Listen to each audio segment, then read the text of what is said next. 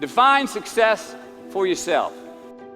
So the question that we got to ask ourselves is what success is to us, what success is to you.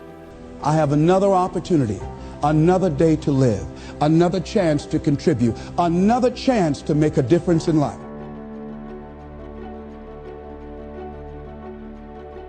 Define success for yourself. So the question that we got to ask ourselves is what success is to us, what success is to you. Is it more money? That's fine. I got nothing against money. Maybe it's a healthy family. Maybe it's a happy marriage. Maybe it's to help others, to be famous, to be spiritually sound, to leave the world a little bit better place than you found it. Continue to ask yourself that question. Now, your answer may change over time, and that's fine. But do yourself this favor. Whatever your answer is, don't choose anything that will jeopardize your soul. Prioritize who you are, who you want to be, and don't spend time with anything that antagonizes your character.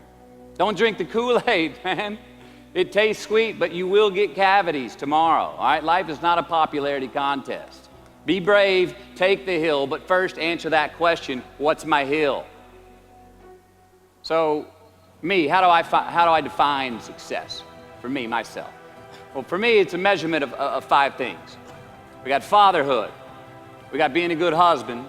We got my health, mind, body, and spirit. We got career, and we got friendships. These are what's important to me in my life right now. So I try to measure these 5 things each day. I check in with them. I like to see whether or not I'm in the debit section or the credit section with each one. Am I in the red or am I in the black? You follow? So first, we have to define success for ourselves. And then we have to put in the work to maintain it. Take that daily tally. Tend our garden. Keep the things that are important to us in good shape. Don't leave crumbs. And the beauty of delayed gratification. So what are crumbs? Well, the crumbs I'm talking about are the choices that we make that make us have to look over our shoulder in the future. You didn't pay that guy back the money that you owed him, and tonight you just saw him 3 rows behind you. Shit. You slept around on your spouse, and you just found out that tomorrow she and the lady you're having an affair with are going to be at the same PTA meeting. Shit again. You drank too much last night.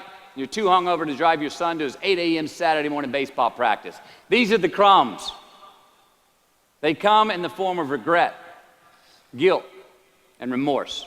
You leave crumbs today, they will cause you more stress tomorrow. And they disallow you from creating a customized future in which you do not have to look over your shoulder. So let's flip the script. Instead of creating outcomes that take from us, let's create more outcomes that pay us back, fill us up, keep your fire lit, turn you on for the most amount of time in your future. These are the choices I'm talking about. And this is the beauty of delayed gratification. All right, tee yourself up. Do yourself a favor. Make the choices, the purchases today that pay you back tomorrow. Residuals. In my business, we call it mailbox money. If I do my job well today, and that movie keeps rerunning on TV, 5 years from now, I'm getting checks in the mailbox. It's a heck of a deal. So whether it's prepping the coffee maker the night before, so all you got to do is press the button in the morning, or getting ready for the job interview early so you don't have to cram the night before, or choosing not to hook up with that married woman because you know you're going to feel horrible about it tomorrow, or paying your debts on time so that when you do see that guy 3 rows back tonight, you don't have to hunker down in your seat hoping that he don't see you. Get some ROI. You know what that is? Return on investment. Your investment. You. Customize your future. Don't leave crumbs. Turn the page. The late and great University of Texas football coach Darrell Royal. He was a friend of mine and a good friend of many people. Now, a lot of people looked up to this man. One of the people that looked up to him was a musician named Larry. Now, at this time in his life, Larry was in the prime of his country music career. He had #1 hits, and his life was rolling. And he had picked up a bad habit of snorting the white stuff somewhere along the line. And at one particular party, after a bathroom break, Larry went confidently up to his mentor, Daryl, and he started telling him a story. Coach Royal listened, as he always had. And when Larry finished his story and was about to walk away, Coach Royal put a gentle hand on his shoulder, and he very discreetly said, "Hey, Larry, you got something on your nose there, bud." Well, Larry immediately hurried to the bathroom mirror where he saw some of the white powder that he hadn't cleaned off his nose. He was ashamed. He was embarrassed, as much because he felt so disrespectful to Coach Royal, and as much because he'd obviously gotten too comfortable with the drug to even hide it as well as he should. Well, the next day, Larry went to Coach's house. He rang the doorbell. Coach answered, and he said, "Coach, I need to talk to you." Daryl said, "Sure, come on in." Larry confessed. He purged his sins to Coach. He told him how embarrassed he was and how he had lost his way in the midst of all this fame and fortune.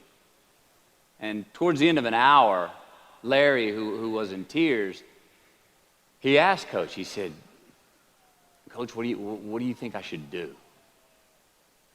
And the coach, being a man of few words, just looked at him and calmly said, "Larry, I have never had any trouble turning the page in the book of my life."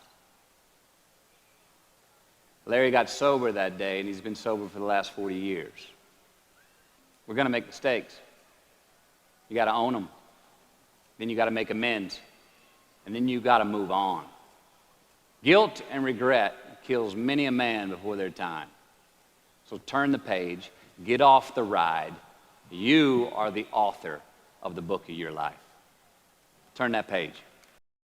Life is not easy. It is not. Don't try to make it that way. Life's not fair. It never was. It isn't now, and it won't ever be. Do not fall into the trap, the entitlement trap, of feeling like you're a victim.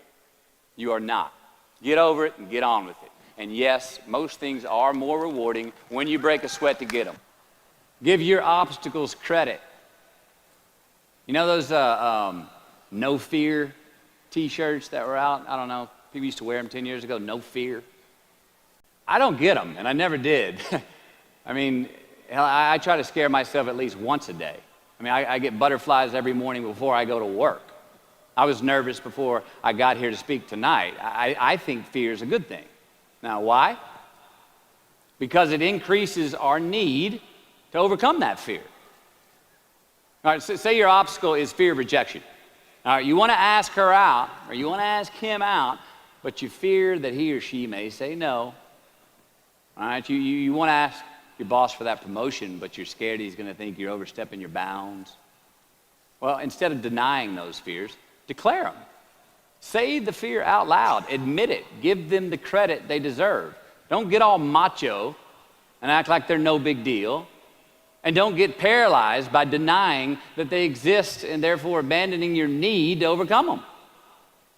I mean, I'd even subscribe to the belief that we're all destined to have to do the thing that we fear the most anyway, at some point. So give your obstacles credit, and you will, one, find the courage to overcome them, or you will, two, see more clearly that they're not really worth prevailing over. So be brave, have courage, and when you do, you get stronger, you get more aware, you get more respectful of yourself and that which you fear. Unbelievable is the stupidest word in the dictionary. Should never come out of our mouths. Think about it. To say, "Oh, wow, what an unbelievable play. It was an unbelievable book, an unbelievable film, an unbelievable act of courage." Really? It may be spectacular, it may be phenomenal, most excellent or outstanding, but unbelievable? Give others and yourself more credit. It just happened. You witnessed it. You just did it. Believe it. What about the other side of unbelievable? You know, that side when we humans underperform or act out of our best character. For instance, man flies a suicide jet into the World Trade Center. Millions die from diseases every day that we have cures for. Bob the Builder swears that he's going to have your house built by Thanksgiving, and you can't move in until Christmas the next year. Our best friends lie to us, and we lie to ourselves all the time. Unbelievable? I don't think so. Again, it just happens, and it happens every day. Nothing that we Homo sapien earthlings do is unbelievable. And if there's one thing you can depend on people being, it's people. So we shouldn't be surprised. We, us, are the trickiest mammals walking the planet. I'm not worried about the monkeys. I'm worried about you and me. So acknowledge the acts of greatness as real, and do not be naive about mankind's capacity for evil, nor be in denial of our own shortcomings. I guarantee you that as you begin to give more of yourself in your work, give more of yourself in your marriage, give more of yourself in your relationships with your families and friends, give more of yourself to your talent, to your vocation, to your job or your business, as you begin to set high standards for giving that which you have been given to share in the universe, I guarantee you that life takes on a whole new dimension, that you'll be happier. You have a greater sense of happiness and fulfillment in life. Now, that doesn't mean you're not going to have some challenges. That doesn't mean that you're not going to have some problems that you'll be dealing with on a day-to-day basis. No, that doesn't mean any of that. No, that will not exempt you from that. But what it does mean that now you will begin to take off on some new paths to some newer horizons. That you'll begin to see life totally different than most people. I think that's what Henry David Thoreau meant when he said most men live in quiet desperation. That most of us go through life because we're not using that which we've been given, that we are punished, that we're going through life getting up in the morning with no reason to get up. See, once you find out your purpose in life, and once you decide that you're going to live a life of sharing and giving and contributing to life, you don't need an alarm clock to get up. That you move differently. You have more life in you. But most people are walking around dead. Most people are looking lifeless. Most people find it a hard effort to smile. Most people are abusing themselves with alcohol and drugs and evading their own greatness and holding back on themselves. For years, I was cheating myself. For years, I could have been doing exactly what I'm doing right now. But I was afraid. I didn't feel I was worthy, and I didn't want to recognize that which I had been given. I had a limited view of me, and I was literally running away from me. I mean, life sometimes chases me. I say, no, we want you to do something great. No, not me. Go get somebody else. No, you're not talking about me. No. You don't know what I've been doing. No. We want you. We can just groom you and train you and get you ready. Me, yeah. Are you sure? Me, yeah. No, not me. No, I don't know. I don't want to do that, see. Ladies and gentlemen, one of the reasons that we should begin to give more is because we owe a debt. Reading a book, John Powell. Well, I'm afraid to tell you who I am because you might not like me, and that's all I've got. Line in there I love to quote, "We are made by those who love us and by those who refuse to love us." As I talk to you right now, you're looking at a lot of people up here, ladies and gentlemen. It's not just Les Brown standing here. A lot of people have contributed to make me who I am right now. None of us are here because of our own doing. All of us have had life to contribute to us. Many times complete strangers. So we all have cookie people in our lives. What do you mean by cookie people? Cookie people and chicken soup people, as I call them when I do my workshops. Cookie people are people like Miss Lillian. When my mother used to whip me as a kid, and I was the bad twin, always getting in trouble, Miss Lillian would hear me screaming, and after Mama would get through, Miss Lillian would come over to the house and give me some cookies and milk. And my mama said, "What you doing back there, Lillian?" "I'm just giving him some cookies, Mamie." And she said, "Here you are, Leslie. Even though you're a bad little boy, I brought you some cookies." So cookie people are people who, even when you are bad, even when you are not being who you really are, they look beyond your faults and see your needs. Even if you're a moody person and curse them out and dog about sometimes, these cookie people love you unconditionally. How many of you have ever had cookie people in your life? All right. So we all have had cookie people that the universe has put in our lives to contribute to us. The other people are the chicken soup people. Chicken soup people are people that you can call at 2 o'clock in the morning and say, "I got a flat tire. Will you come help me?" Or "My battery is not running. Would you come give me a jump?" Or "I need some help. Would you come get me out of jail?" If you don't have some chicken soup people in your life, you better get some. But these are people that you can always call on to help you out. So I'm encouraging you to give a letter of appreciation to some of the cookie people in your life. Some of them might have already made their transition. Write some letters to some people who were a leg up for you, some people who contributed to you being who you are. And just say, I was just thinking over the years, I know you know I love you and appreciate everything you've been to me, but I just wanted to drop you this letter. How do you think they'll feel if they get that? Just out of nowhere, just want to thank you for how you have enriched my life. You might not have thought much of it, but because of the help and assistance you gave me on that particular day, that was a turning point in my life. Why should we give? Well, giving creates a vacuum. And as we know, nature abhors a vacuum. See, when you give, you create a vacuum, you are now in a position to receive. See, if I have my arms closed holding on to everything I've got, nothing is available to come in. But if I'm open, if I've created a vacuum there by giving and keeping the flow going, the stuff in the universe is going to come back to me, ladies and gentlemen. It's going to come back. Whatever you give, whenever I go into a room and give a speech to inspire people, to help them to develop their greatness, if you get 10% of what I get, because as Bach says, we teach that which we need most. I'm not wearing any crown. I need it as much as I'm sharing it. I'm still growing. I'm still unfolding. I'm still seeking to discover my greatness. And if you get 10% of what I get when I walk out of here, see, there will be a different man walking out of here than who came in here. And as I give, and the more I give to you, the more I get.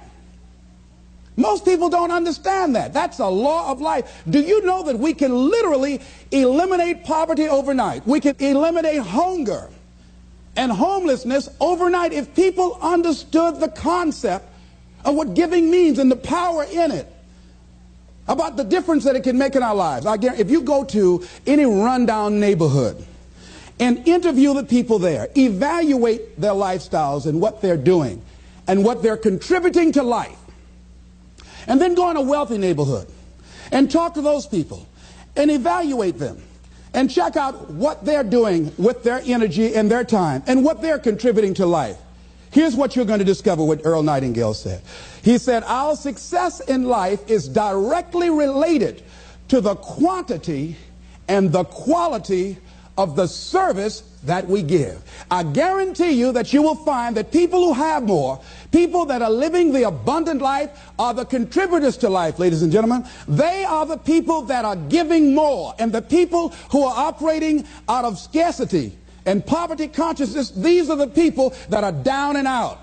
These are the people that are complaining. These are the people that are blaming the world and everybody for where they are. But if they took that same energy and begin to invest and give something back to life. I was in New Jersey, and I had to give a political presentation to a group there that were trying to organize a community to begin to revitalize that particular community. And the guy was telling me very proudly as we were walking through a housing project, he said, the city is about to give $55 million to renovate these housing projects. I said, what a waste. He said, why would you say that? I said, let me ask you something. And the person that was standing next to him, I said, do you live in this building here? He said, yes. I said, how many families live here? He said, 6 families. I said, we walked in the door and we can smell the stench of urine. Does it take a genius to go down to the store and perhaps sacrifice buying 3 packs of cigarettes and buy some tide of soap and water and come back here and wash this stench out of here? Does it take a genius to get a can of paint and paint over the graffiti and repair the mailbox? Does it take a genius for that? I say to you, you pour the money in these housing projects and you don't change the people that are living in the projects, before you are completed, they'll be right back to where they were before. If it is to stand, and I'm not saying that there aren't situations where people need some help and assistance, but people must be allowed to contribute. Here's something else you're going to discover in giving. Something that's very important. Give thanks. Giving thanks creates power. Give thanks for your house. Give thanks for your apartment, for your car, for your family, for your health, for your relationships, for what you have. When we focus on something, it expands. When you're giving thanks, when you're showing a spirit of gratitude for what I got, not that you're satisfied with it, but you're grateful for what you got. Whatever you focus on, that's what you're going to continue to multiply and expand in your life. But if you focus on what you don't have, if all you can do is point out the negative things in your life, whatever you focus on, you're going to expand that. Some people, all they can do is complain. That's all they can do. They can't find anything to say good about life or about anybody else. Every time they open their mouths, that's what their minds are consumed with, and that's all they're producing in their lives. And these are people that you don't want to be around. Develop a spirit of gratitude. I'm thankful for life. I'm thankful to be an American.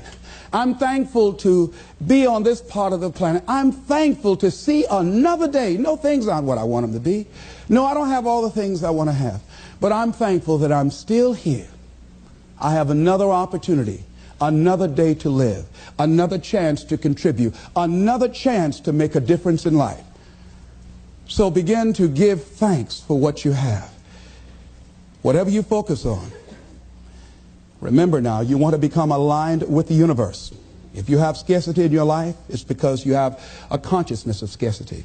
As you begin to become thankful for what you have, for the abundance that you now know is coming your way, that you're attracting to you, for the good relationship that is coming your way right now, it will begin to create incredible opportunities for you to begin to improve your life and the quality of life of people around you. Giving is also, ladies and gentlemen, forgiving. Give forgiveness. Many of us do not realize that we cannot grow, that we are blocking ourselves, we are blocking our good in the universe. We're literally standing in the way of the flow of what life has to us because we haven't learned how to forgive. We haven't learned how to let things go so we can get on with our lives. When we forgive, ladies and gentlemen, it's not for the other person. Oh, no. It's for you. It's not for them, not because they deserved it or they earned it.